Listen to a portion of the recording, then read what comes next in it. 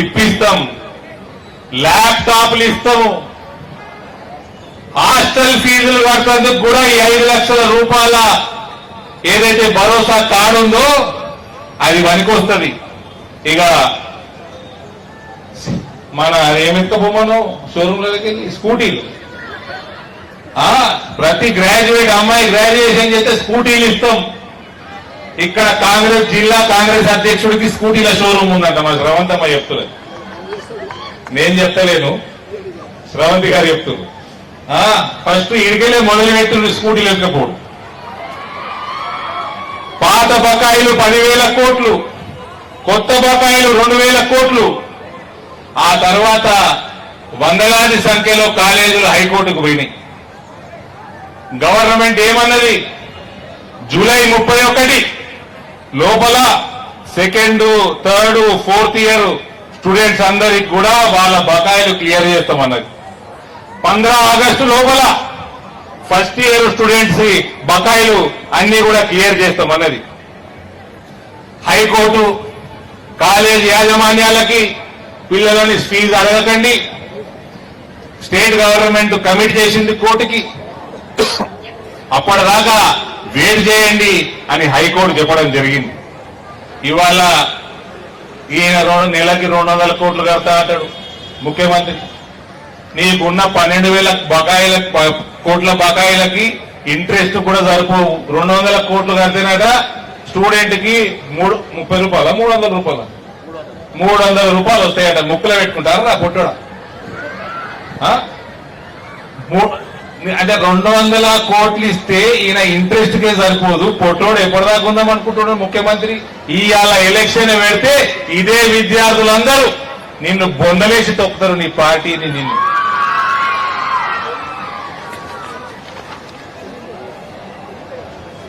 ప్రభుత్వంలోకి వచ్చి దాదాపు 3 సంవత్సరాలు కావస్తున్నది.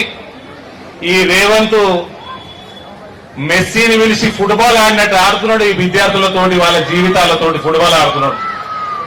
నెలకి 200 కోట్లు ఇస్తా, బిచ్చం వేస్తా, 7 కేళ్ళు కడతావు చెప్పాలా? పొట్టోడా భూమి అమ్మినం ఈ మధ్య, దాని వివరాలే ఇగో ఏడున్నాయి. రాయదుర్గంలో 3 ఎకరాలు అమ్మితే 2,500 కోట్లు వచ్చినాయి. అదే రాయదుర్గంలో మళ్ళా మొన్న మేళ 6.5 ఎకరాలు అమ్మితే 1,500 కోట్లు వచ్చినాయి. రాయదుర్గంలో మళ్ళా మేళ 5 ఎకరాల 10 గుంటలు అమ్మితే 204 కోట్లు వచ్చినాయి.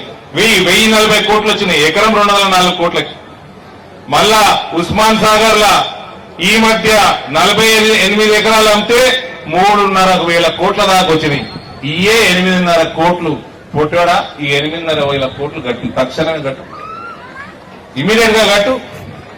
ఏమైనా ఆ గడ్డముక్కోడు నేర్పించిపోయిందండి. గడ్డముక్కోడు ఏం నేర్పించిపోయిందంటే పిల్లలు జెన్సీ వాళ్ళకి తెలుసా గడ్డముక్కోడు అంటే? తెలుసా? కేసీఆర్ అంట. నా స్పీచ్లు చూస్తారైతే మీరు. గడ్డముక్కోడు ఏం నేర్పించిపోయిందంటే, ఒకప్పుడు ప్రభుత్వాలు ఉంటుండే, చంద్రబాబు నాయుడు ఉన్నా, రాజశేఖర రెడ్డి ఉన్నా, అంతకంటే ముందున్నా, వెల్ఫేర్ స్కీమ్స్ కి ఏ రకంగా ఇబ్బందులు లేకుండా నడిపించే ఒక దృఢ సంకల్పం ఉంటుండే. ఆనాటి మంత్రి విద్యా రంగం డి శ్రీనివాస్ లాంటి ఎల్ఎల్బీలు చేసి ఉన్నత విద్యని సంపాదించుకున్న వాళ్ళ చేతిలో ఎడ్యుకేషన్ మినిస్ట్రీ కూడా ఉంటుండే. ఇప్పుడు ఎడ్యుకేషన్ లేని ఎడ్యుకేషన్ మంత్రి మీ ముఖ్యమంత్రి. మీరు కాలేజీలో అందరు కాలేజీలో కదవా? ఈ పొట్టోడు ఏమంటాడు, స్కూల్లో ఏబిసిడి నేర్చుకోకపోతే కాలేజీలో నేర్పియరా? మీకు ఏబిసిడి నేర్పుతాడా మీ టీచర్, మీ లెక్చరర్ నేర్పుతాడా? మళ్ళా వాపస్ ప్రైమరీకి పంపుతాడు. మళ్ళా నువ్వు పొట్టుడా మీ గురువు గారు చంద్రబాబు నాయుడు గారి దగ్గరకు ఆయన బ్రహ్మాండంగానే చేసుకుంటాడు అడ్మినిస్ట్రేషన్. ఆయన 20 ఏళ్ళు ముఖ్యమంత్రి ఆయన జీవిత కాలంలో. ఆయన దగ్గరకు పోయి ఏబిసిడీలు నేర్చుకొని రాయి. ఆయన ఎందుకు నేర్పలేదు ఆయననే అడగాలి. ఇక సోషల్ వెల్ఫేర్ మంత్రి గారు అడ్లూరి లక్ష్మణ్ గారు, మైనారిటీ వెల్ఫేర్ మంత్రి గారు అజరుద్దీన్ గారు, బీసీ వెల్ఫేర్ మంత్రి పొన్నం ప్రభాకర్ గారు, ఇక విద్యాశాఖ మంత్రి వాళ్ళు తెలుసా? అనమూల రేవంత్ రెడ్డి గారు. విద్య లేని మనిషి విద్యా మంత్రి. మనకి ఇది 4 మంత్రులు 3 మంత్రులు ఒక చీఫ్ మినిస్టర్. రాష్ట్రంలో పిల్లలు విద్యార్థులు అందరూ కూడా అల్లాడుతుంటే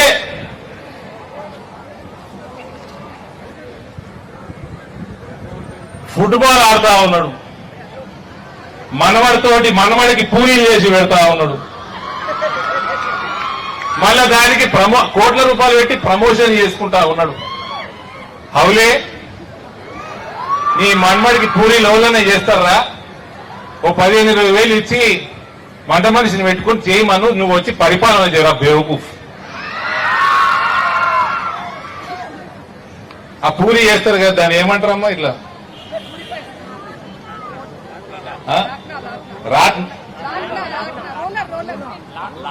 లాట్నా పూరి రొట్టెలు చేస్తారు చూడు, లాట్నా అట. ఆ లాట్నా అంత ఉంటాడు ముఖ్యమంత్రి. ఈ ఫీ రీయింబర్స్మెంట్ పరిపాలన దీని మీద చిత్తశుద్ధి శూన్యం. ఎందుకంటే నేను రిక్వెస్ట్ చేస్తా ఉన్నా, కాలేజీల యాజమాన్యాలు ఆల్రెడీ స్టేట్మెంట్ ఇచ్చినాయి. ఫీ రీయింబర్స్మెంట్ 12,000 కోట్లు ఇస్తామని అన్నారంట. 12,000 కోట్లు బకాయిలు చెల్లిస్తే 40% కమిషన్ అడిగిందంట ముఖ్యమంత్రి రేవంత్. ఇచ్చేయరా, ఏం చేస్తాం మరి? ఇది ఎందుకంటే ఈ ఫీ రీయింబర్స్మెంట్ రాకపోతే ఈ తరం ఒక మొత్తం జనరేషన్ కొలాప్స్ అవుతుంది. నిచ్చెన ఎక్కి పైదాకా పోయి నిచ్చెన కూలిపోయినట్టు అవుతుంది. మొత్తం జనరేషన్ జెన్జీ మొత్తం కథం అవుతుంది. ఏం చేస్తాము? ఈయన ప్రోగ్రాం పెట్టిండు, ఈ నుంచి స్టార్ట్ ఇందూరు డబ్బా పెట్టిండు కదా. ఈ ప్రోగ్రాం కాగానే అందరు 40% మనలో వేసేయండి.